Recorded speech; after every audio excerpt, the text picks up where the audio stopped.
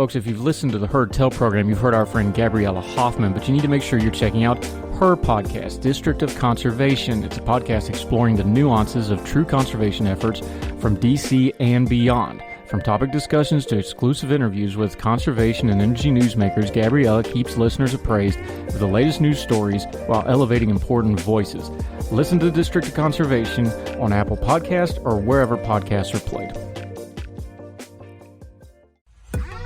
Folks, you've heard of Ethan Brown on the Heard Tell show a couple of different times, but if you're interested in learning about how to discuss things like climate change without all the politics and doom and gloom, head over to his podcast, The Sweaty Penguin.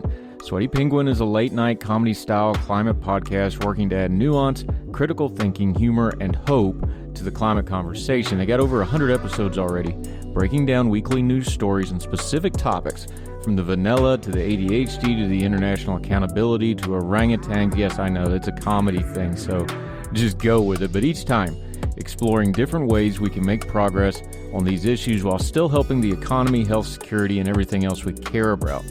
Feel overwhelmed, exhausted, or excluded by today's climate change discourse? This is the podcast for you. Find The Sweaty Penguin wherever you get your podcasts or at www.thesweatypenguin.com.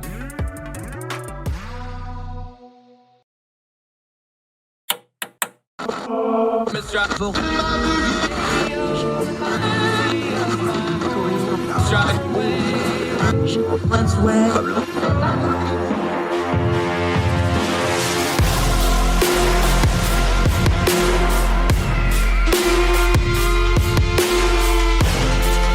your host, Andrew Donaldson. This is Heard Tell. Welcome back to Heard Tell.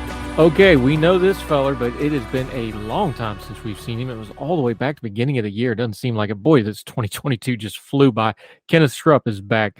He does all kinds of PR consulting and stuff. He's also a Young Voices contributor. Going to talk a little education today. Kenneth, good to see you again, my friend. Hey, thanks for having me on again, Andrew. It's been a long time. It's good to see you. How's things out there on the left coast? Well, we're in for a new mayor most likely here in Los Angeles.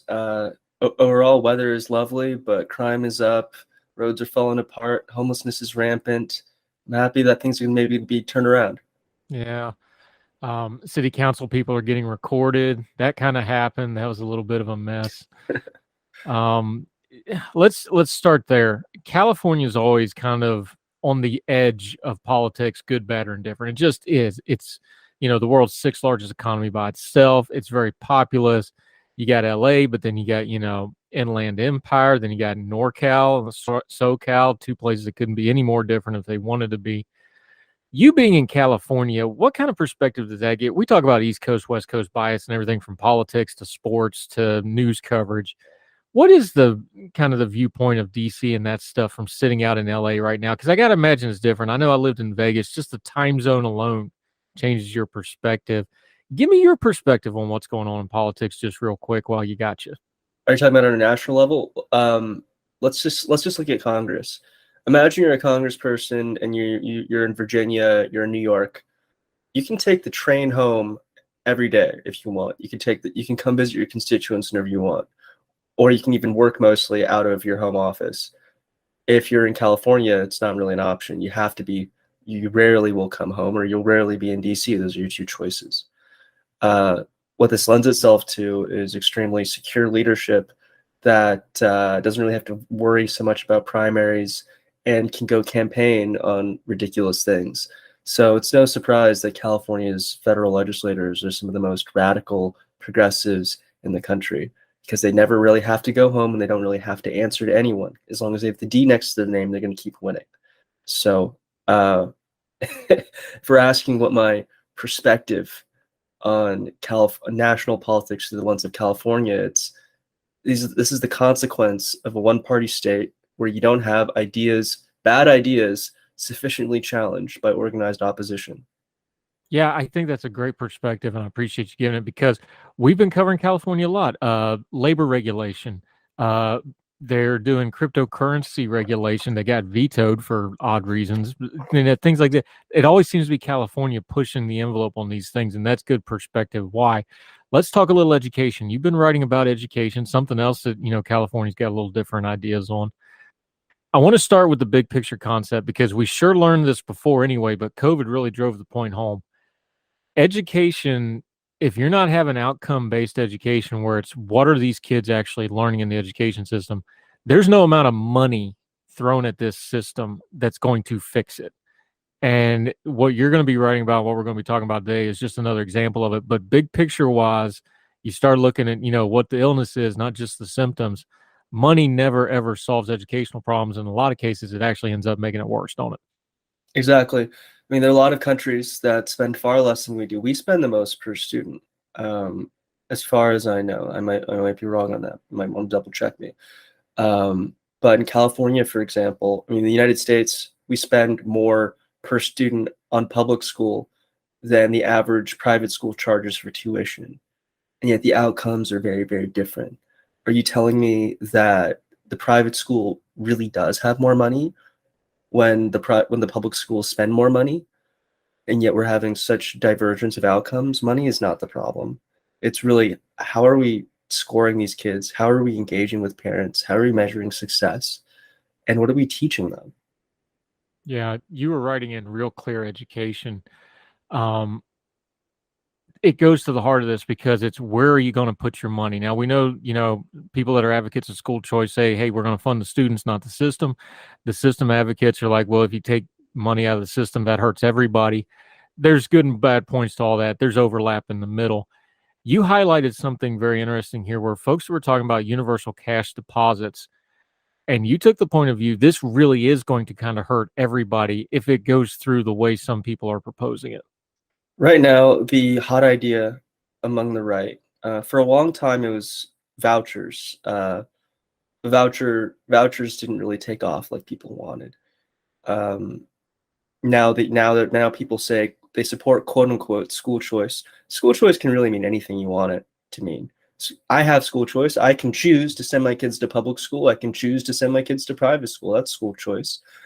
Today, though, people on the right are identifying school choice as temporarily identifying as deciding to give people the money that the state would have otherwise spent on the public school and let them spend it on their own education spending. And that would be a defined amount per state. However much, everyone would get the same amount. There are a lot of problems with this. There are a lot of economic issues, first of all, and there are a lot of social issues. The social issues are the more terrifying ones.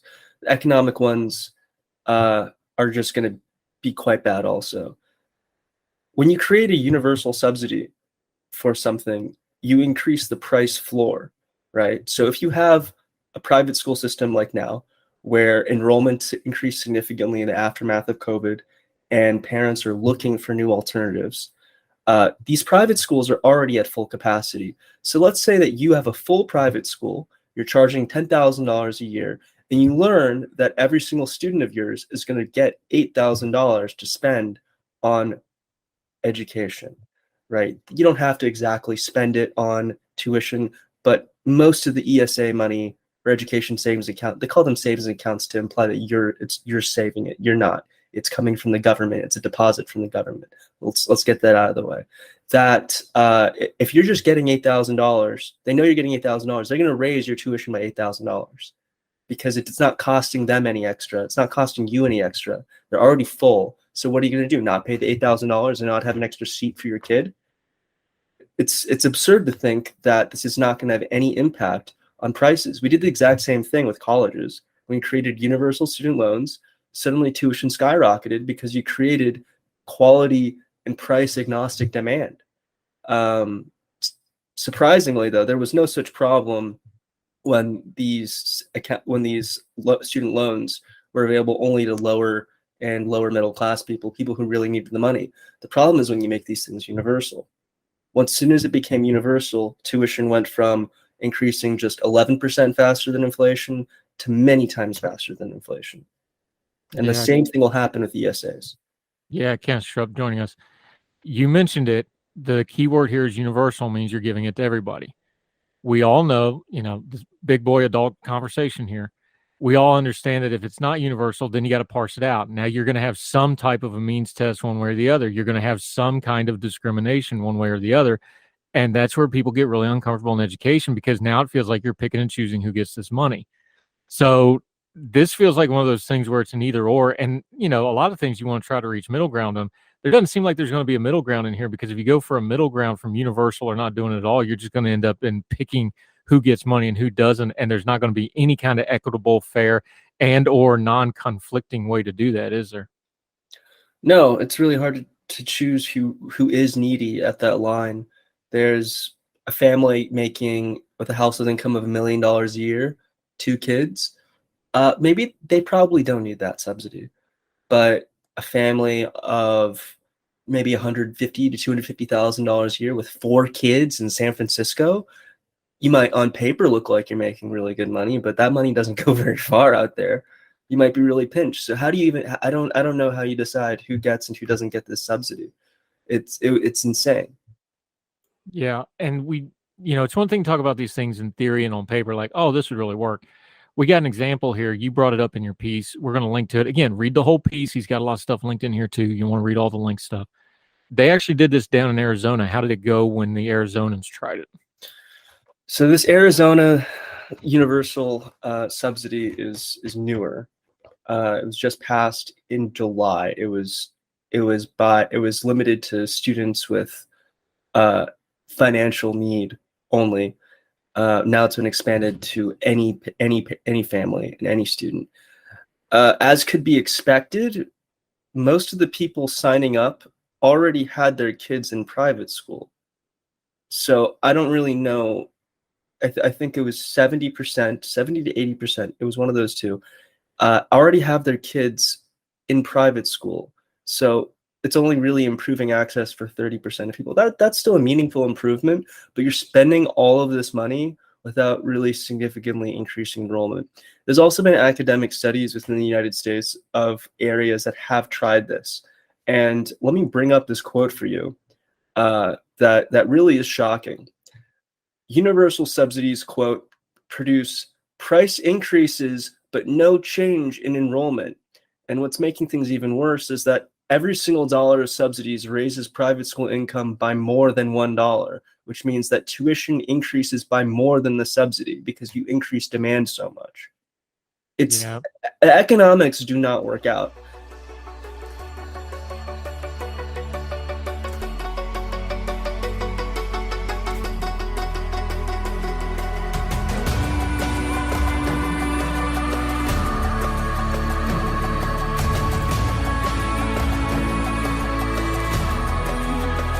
Is there good economics for education? Because here's the problem we get into, especially with public education. It's become such, I think COVID proved how we treat education despite the rhetoric. It's a giant jobs program. It's a giant funding program. It's a lot of bureaucracy. How are we ever going to separate that back out? Because until you do that, the money pipeline, and that's what bureaucracy basically revolves around. It's a money pipeline. That's the issue. That's the money pipeline. So anytime you start trying to move money anywhere else, you're going to get pushback. It feels entrenched, and it feels even more entrenched when you look at programs like this. Is like, hey, the entrenchment's actually going to take this, what on paper might be a good idea, and actually amplify the problem. So there's a few tracks that I probably want to explore with this. The first is what happens with public funding, with public schools. Up until 1965, there was very little federal funding for public schools. In 1965, the Department of Education was able to centralize materials for students and training for teachers in exchange for creating funding, especially in low-performing school areas. As you could expect, though, all that federal money does is prop up very bad schools with terrible outcomes. It's more or less a jobs program for teachers instead of focusing on student outcomes. So that's where all this federal money in education really goes to. But there is a success model. Right next door, there might be a charter school. And these charter schools that use for-profit vendors usually only get about $9,800 per student per year. Remember, public schools on average get $15,000 per student per year. And their educational outcomes are through the roof. So I know you say, well, if you spend more money, education is going to have to be expensive. These charter schools are showing us that education can be affordable and high quality. Yeah, Kenneth Schrupp's joining us. I get into this conversation with our school choice friends often. Look, I've had kids that go to public school. I've had kids go to private school. I'm all for school choice. But you also point out there's areas where even if you have school choice on the ballot or in the law, there may not be another school to choose from. 91%, you raise it in the piece, 91% of all students are still going to go to public school. So the idea that, this is one of those Twitter ain't real life kind of things and Facebook ain't the way reality is. We can talk about school choice. The reality is most kids are still going to go to public school in some form or fashion. So the idea that you can't do the one and ignore the other, these things need to kind of go hand in hand. And I know there's the line out there about how, well, doing one always harms the other, and we can hash that out as well.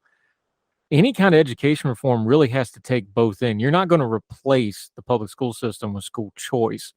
And I think that's something we need to address and be upfront about, and then deal with the public school system as it actually exists today. Is that a fair way to put it?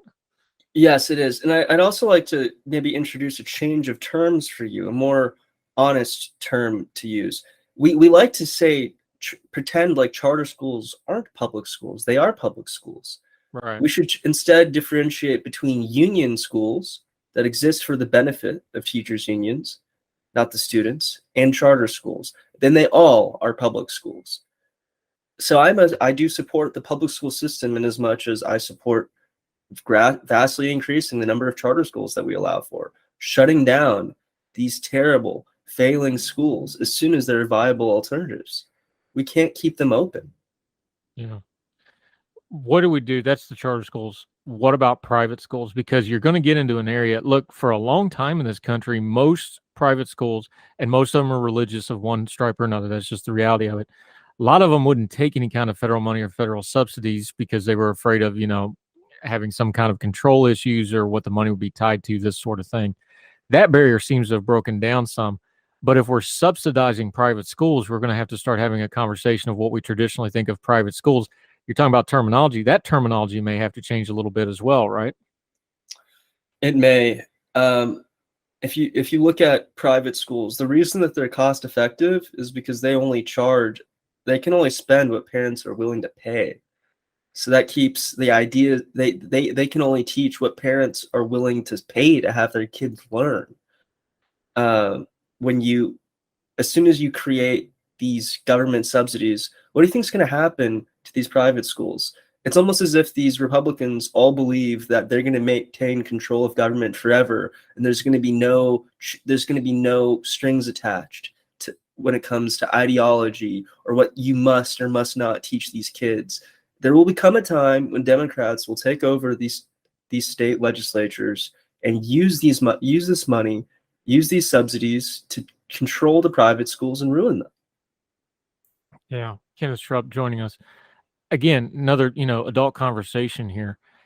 Beyond politics, when you have a private school and you're an administrator of a private school or you're on the board of a private school, the vast majority of your bulk time, unless you have some kind of really fat endowment, is in fundraising. You're always scuttling to try to keep the fundraising going because you don't have it. If you introduce subsidies, to loop back to kind of where we started with this, now you've incentivized them to go after these subsidies because look, human nature is undefeated. These people that have to spend 80, 85, 90% of their time fundraising and doing all that, and that just wears you out. Let's all be honest. We've all had to do a kid fundraiser. Imagine doing that for your job, for your school, 365. They're going to look at that as a godsend, and they're going to look at that as the easier path, and that's going to change how they do things. That gets us back to where we started with you talking about the system gets inflated. They're going to start moving their budgets to fit those subsidies directly. That'll change their costs. And now in a private school or a charter school system, you're going to the same problems with the public school where the whole thing's based around funding instead of education. Is that too harsh of a way to look at it? Not at all. You're just replicating the problems of the union school system and the rest of the education system in our country. It's not, we don't want to do that again.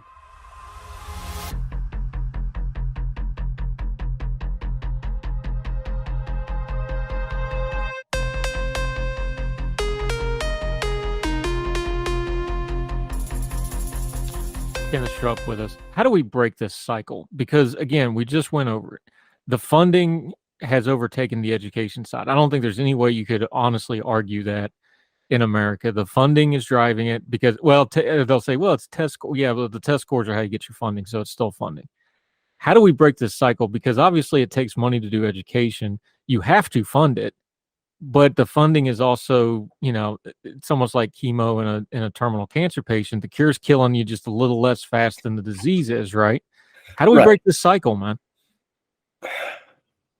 Oh, that's $1 million question. I have one small answer to that. I think there is some truth to what the current crop of school choicers say.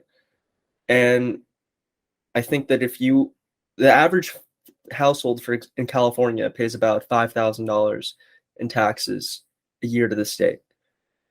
If you have kids who are of public school age and you're not sending those kids to public school, you should be able to get the portion of your taxes back. The average household in California pays $5,000 a year in taxes to the state government. Meanwhile, California spends, let's just say, $10,000 of state money per public school pupil. So if you send one of your kids to public school in California, you're already getting a net benefit of $5,000. I'm saying if you are sending your kids to anything outside of the public school system, you should be able to get what the state would have spent on your student deducted from your taxes up to however much you paid in taxes. That means you won't get net $5,000. You just won't have to, the average household would probably have a net zero tax for the year because they're saving the state $5,000. This would be one way to give people some of their own money back, but not more money than they actually did put in. It would be meaningful savings for many households, but it wouldn't be universal in as much as proportionally scaled to what you put in. Yeah, Kenneth Schrupp with us. You ended your piece talking about something that I really want to talk about for a second. We try to talk about not just covering the news, but how we talk about it ourselves, just on our social media and with our friends and family. You talk about how politicians on the right, they've latched onto the buzzword of school choice, and they've latched onto the buzzwords in this particular case of, we're going to fund private education, this sort of thing.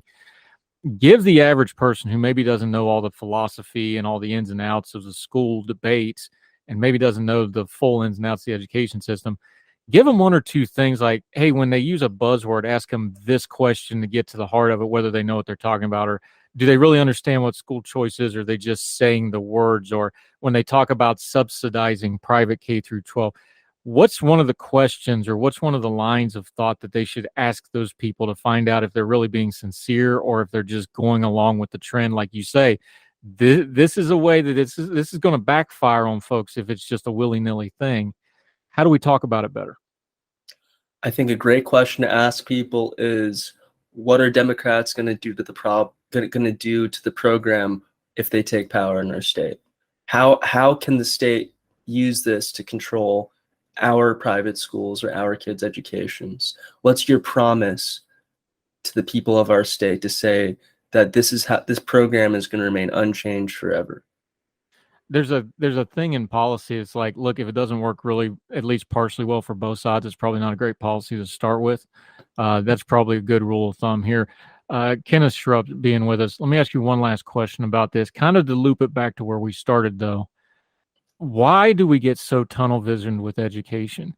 Because here we are again, like, I understand the kid part of it and the parent part of it, and people just get nuts about their kids. You got to give people a little grace when they're talking about their kids because they just lose a little bit of reason. I understand that. Why can we not see our education system as an education system? We see it as a political thing. We see it as all this other stuff. What is it with us that's wrong with us that we can't just look at the education system and just make it an education system?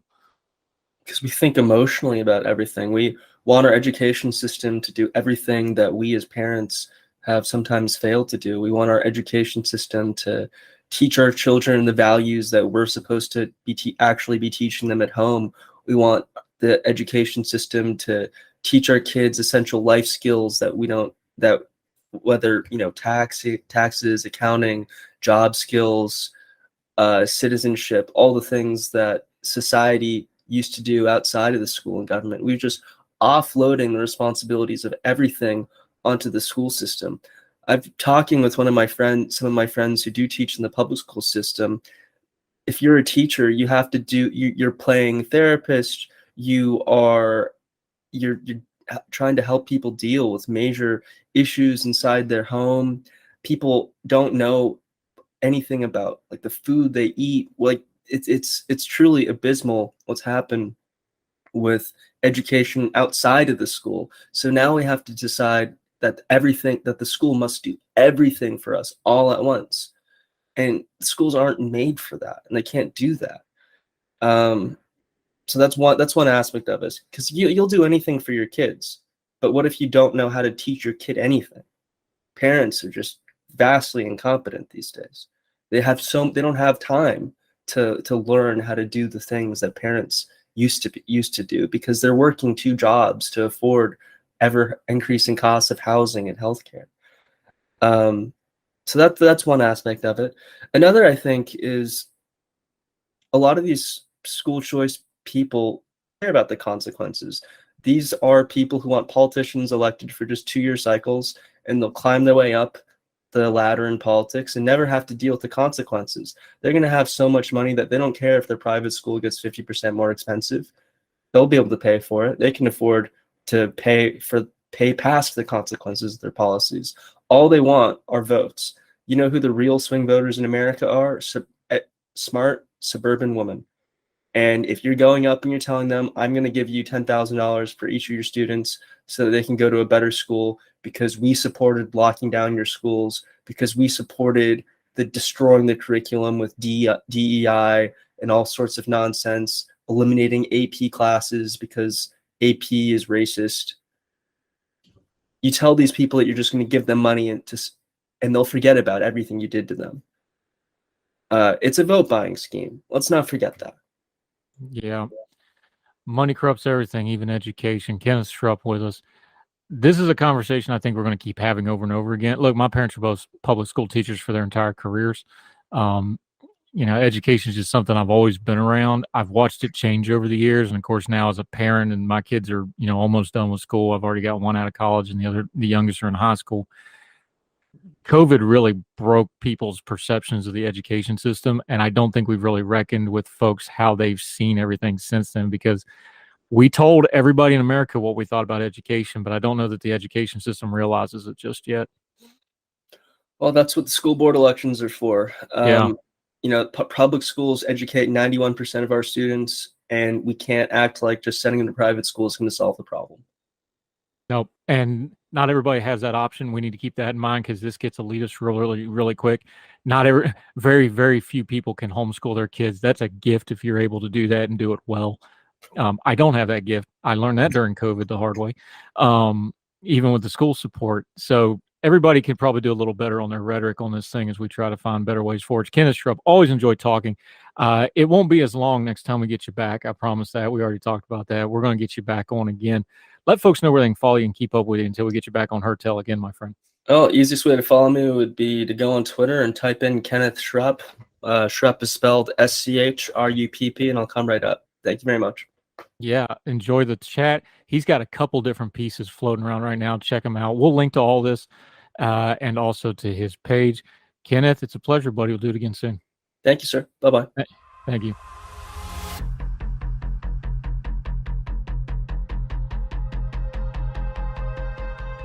Take control of your growing company's finances with Bill Spend and Expense, the free-to-use spend management software powered by the Bill Divvy Corporate Card. With credit lines from $50,000 to $5 million, Bill Spend and Expense is here to help you thrive. Say goodbye to manual expense reports and juggling multiple cards, and say hello to saving time and eliminating wasteful spend. Try Bill Spend and Expense today at bill.com/promo500 and get $500. Terms and conditions apply. Advertised credit ranges are not guaranteed and are determined at approval. Card issued by Cross River Bank. Member FDIC.